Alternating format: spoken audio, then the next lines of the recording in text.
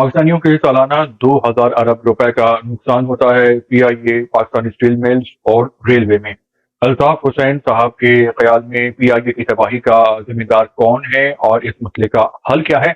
اس سے بات کرتے ہیں۔ جی السلام علیکم، میرا نام خرم فاضل ہے۔ الطاف حسین صاحب کہتے ہیں کہ یہ سارا معاملہ ہے غلط پالیسی کا، یعنی غلط پالیسی بنائی گئی ہے، پاکستان کے نقصان میں یہ پالیسی بنائی گئی ہے۔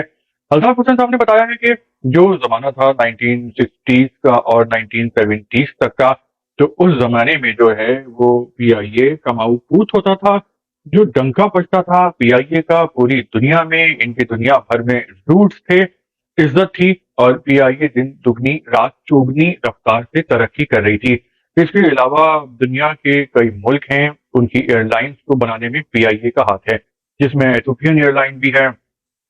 سنگاپورین ایئر لائن ہے۔ اس کے علاوہ جو ایمریٹس ایئر لائن ہے، جو اب دنیا کی جو ہے وہ بہت بڑی جو ہے ایئر لائن بن گئی ہے، تو جو اس کا آغاز ہوا تھا، تو اس کا آغاز کراچی سے ہوا تھا، اور جو ایمریٹس کا جو ای کے ہے، جو ای ہے ایمریٹس اور جو کے ہے وہ کراچی، یعنی پاکستان نے ان کو عملہ دیا تھا، جہاز دیا تھا، ٹریننگ دی تھی،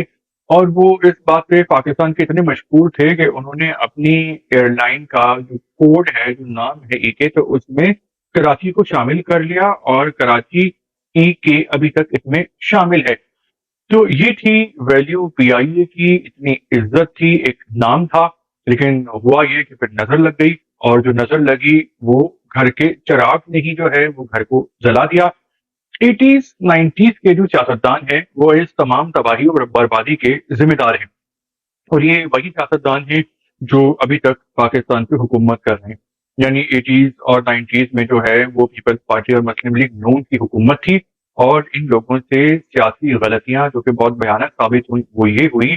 کہ جب جب یہ لوگ حکومت میں آئے، انہوں نے حکمرانی کی، تو ان لوگوں نے سیاسی بھرتیاں کی۔ مثال کے طور پہ جیسے ایک جگہ ہے، ایک ویکینسی ہے، ایک بندے کی جگہ ہے، ایک امپلائی کی، اور سیاسی بھرتیاں کی گئیں، ایک انسان کی جگہ چار چار بھرتیاں کی گئیں،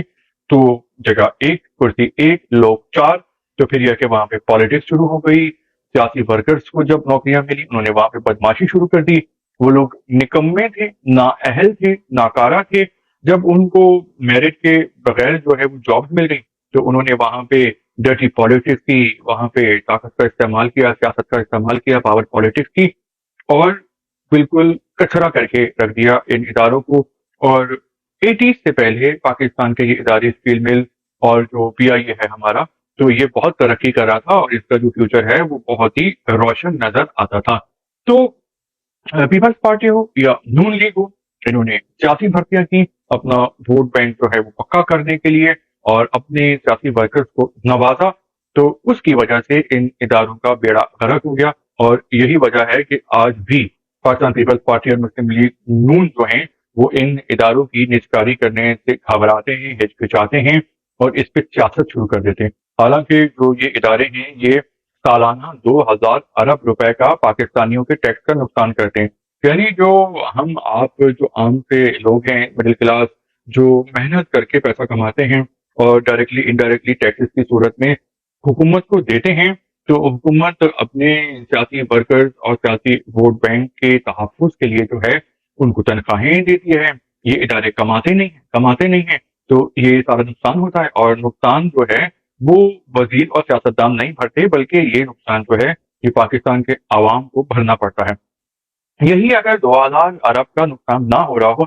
اور اگر 2,000 ارب سے پاکستان میں ووکیشنل ٹریننگ انسٹیٹیوٹ بنائی جائے، جہاں پہ پاکستانیوں کو ہنر سکھایا جائے، تعلیم دی جائے، صحت کے معاملات پہ انویسٹمنٹ کی جائے، صنعت کاری کی جائے، کارخانے لگائے جائیں، تو لوگ کتنا کاروبار ہوگا، کتنی نوکریاں ملیں گی، اور کتنا جو ہے وہ عام لوگوں کو اس سے فائدہ ہوگا۔ تو الطاف حسین صاحب یہ کہتے ہیں کہ بھائی اس کا حل یہ ہے کہ ان اداروں کی فوراً نجکاری کر دی جائے، کیونکہ ہم دنیا کے جن جن ترقی یافتہ ملکوں کو دیکھتے ہیں جہاں پہ ترقی ہے، خوشحالی ہے، تو وہاں پہ جو حکومت ہوتی ہے وہ ادارے نہیں چلاتی، وہ ایئر لائنز نہیں چلاتی، وہ اسٹیل مل نہیں چلاتی، وہ اس سے ریلیٹڈ جو ہیں وہ دوسرے ادارے نہیں چلاتی، ریلوے نہیں چلاتی، بلکہ حکومت جو ہے وہ لوگوں کو کارخانے لگانے کے لیے، فیکٹریاں لگانے کے لیے، صنعت کاری کے لیے، معیشت स्ट्रॉन्ग करने के लिए एक माहौल प्रोवाइड करती है, सिक्योरिटी देती है, अमन व अमान देती है, कंट्री में पीस कायम करती है, और जो काम करने के जो वो मौके हैं, पॉलिसी हैं, उनको आसान करती है, बिजनेस फ्रेंडली माहौल बनाती है। और फिर जो लोग हैं वो निजी शोबों में, जो निजी लोग होते हैं प्राइवेट सेक्टर के, वो इन्वेस्टमेंट करते हैं, और क्योंकि उनका पैसा लगा होता है तो वो पॉलिसियां बनाते हैं फायदा दे के, प्रॉफिट दे के। तो फिर उससे उनको भी बहुत फायदा होता है, और लोगों को नौकरियां भी मिलती हैं, और लोगों को आगे बढ़ने, तरक्की करने के मौके भी मिलते हैं। तो हल ये है कि जो जो इदारे पाकिस्तान में सफेद हाथी साबित हो रहे हैं और अवाम के हुकूक मारे जा रहे हैं, जो रोटी कपड़ा मकान के, रोजगार के, और 2000 अरब रुपए इन लोगों पे खर्च हो रहे हैं, जो कि काम भी नहीं करके देते, कमा के भी नहीं देते, तो ये बच जाएगा, ये पैसा बच जाएगा, ये सही जगह इन्वेस्ट होगा तो मईशत स्ट्रांग होगी, आम लोगों की जेबें भरी होंगी पैसों से, तो वो सुकून फील करेंगे। जब अमन अमान होगा तो फिर तरक्की, खुशहाली आएगी, नेगेटिविटी कम होगी, पीस होगा, सुकून होगा, सिक्योरिटी होगी, और लोग गलत गलत किस्म की जो एक्टिविटीज हैं, दहशतगर्दी वगैरह की, तो उसमें भी उनके जाने का रुझान कम हो जाएगा। क्योंकि जब लोगों को तालीम नहीं मिल रही होती, शऊर नहीं मिल रहा होता, मौाक़े नहीं मिल रहे होते तरक्की और खुशहाली के, तो फिर उनको बरगलाना जो है वो आसान हो जाता है कि उनको मुल्क और कौम के खिलाफ बरगला के नुकसानदेह बना देगा, क्योंकि वो फिर बेशऊर और जहालत के लेवल पे ऐसे लोग फाइज होते हैं। तो अल्ताफ हुसैन साहब ने ये बोला है कि जो कराची है, शायद कराची वालों को इस बात का पता हो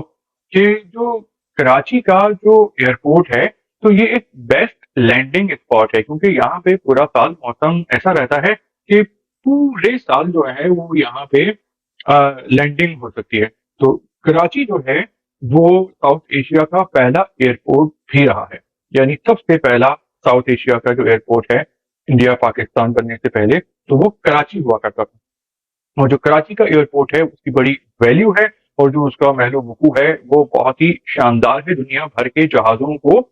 लैंडिंग करने के लिए और उड़ान भरने के लिए। और अगर पीआईए वगैरह को सही तरीके से चलाया जाए, सही प्लानिंग करके, ईमानदारी से नियत साफ करके, तो अमेरिका से ही जो है वो हर साल 15-20 लाख लोग ट्रैवलिंग करते हैं, पाकिस्तान आते हैं, वापस अमेरिका जाते हैं। तो उससे ही इतना पैसा कमाया जा सकता है कि पीआईए की हालत जो है वो बदली जा सकती है। लेकिन यहाँ पे बात है नियत की, सोच की। जब पीआईए के अंदर डर्टी पॉलिटिक्स हो रही है तो फिर उसके नतीजे ही होंगे तबाही और नुकसान की सूरत में। जैसे आपको पता है कि पीआईए के पास जो पायलट हैं, पायलट की जो तादाद है वो 500 से ज्यादा है, और तैयारे सिर्फ हैं 34, और 34 तैयारों में से भी नाकारा हो गए हैं, कुछ खराब हो गए हैं, उड़ान के काबिल नहीं रहे। तो अब पीआईए के पास सिर्फ 15 जहाज बचे हैं, और उन 15 जहाज को चलाने के लिए उन्होंने सियासी भर्तियां करके 500 से ज्यादा पायलट रखे हुए, जो कि जस्टिफाई नहीं है। और सिर्फ पायलट की बात नहीं है, हर हर सीट पे, हर ओहदे पे इस तरह इजाफी लोग हैं